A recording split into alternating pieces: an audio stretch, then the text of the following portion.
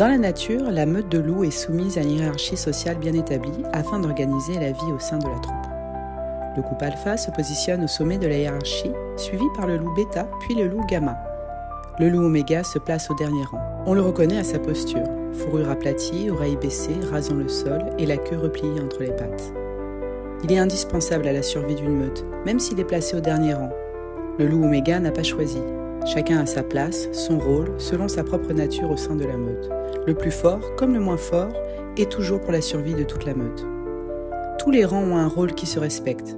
Le premier a autant d'importance que le dernier dans leur monde, car chacun connaît sa place.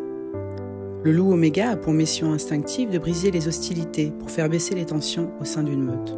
Il est donc le bouc émissaire, le souffre-douleur, qui reçoit toute l'agressivité sociale du reste de la meute.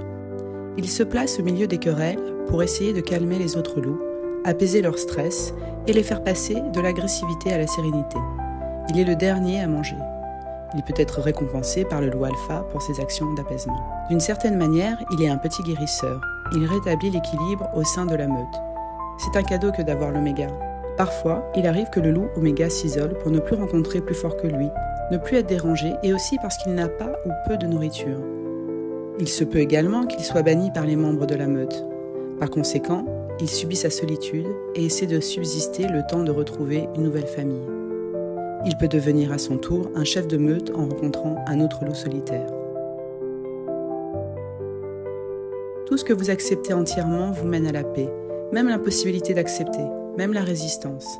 Un bien profond se cache même dans la situation la plus inacceptable et la plus pénible en apparence. Et tout désastre renferme le germe de la grâce. Laissez la vie être. Laissez simplement cet instant être comme il est.